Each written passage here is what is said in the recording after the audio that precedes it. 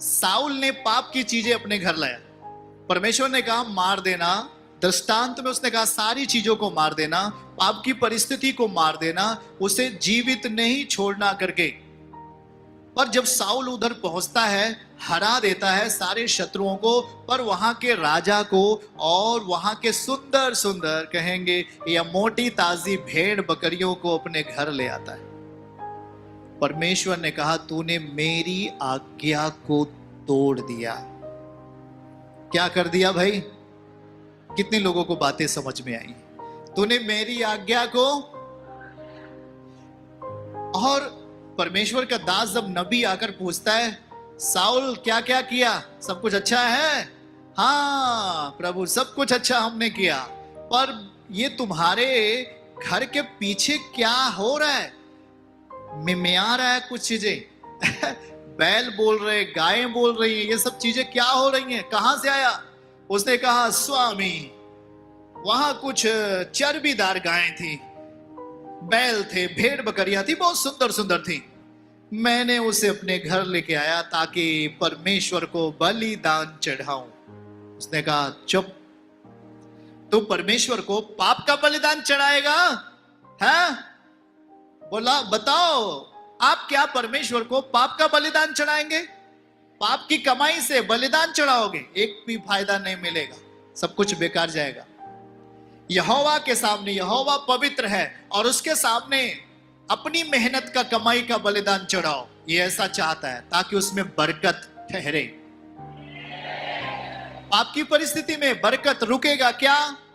बोल के बताना है। पाप की परिस्थिति में आशीषें ठहरेंगी क्या? कभी नहीं ठहरेंगी। अपने बचाने के लिए, बचाव के लिए साउल कितना बड़ा झूठ का सहारा ले रहा है, या हम कहें चालाकी का सहारा ले रहा है। हाँ मैं सोचा कि इस जानवरों को परमेश्वर के लिए क्या करेंगे? बलिदान चढ़ाएंगे। परमेश्वर का दास बोला अच्छा, परमेश्वर को भी लपेटने का प्रयास कर रहे हैं। मनुष्य कितना चालाक है भाई मैं एक गवाही बता रहा था आपसे।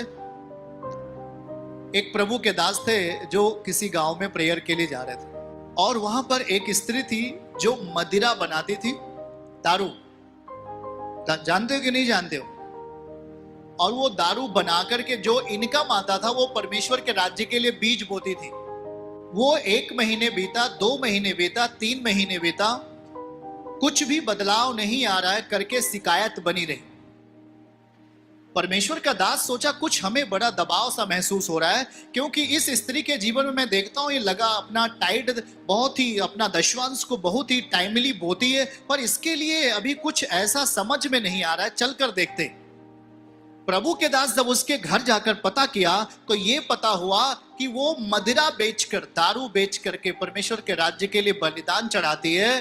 परमेश्वर के दास ने बहुत डांटा और उसे समझाया और कहा सुन, परमेश्वर तू जो मदिरा बनाती है इससे लोग पीते हैं और मर जाते हैं, कितनी स्त्रियां विधवा हो जाती हैं, इसको पीने के बाद परिवार टूट जाता है।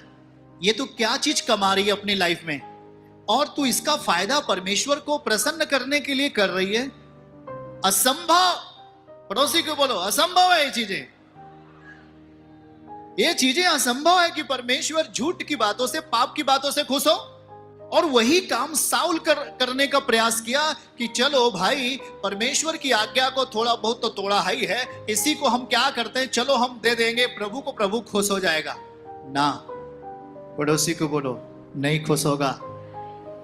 अच्छे से पड़ोसी को बोलो नहीं खुश होगा। विपत्ति का रास्ता खुल जाएगा। खुल जाएगा कि नहीं खुल जाएगा?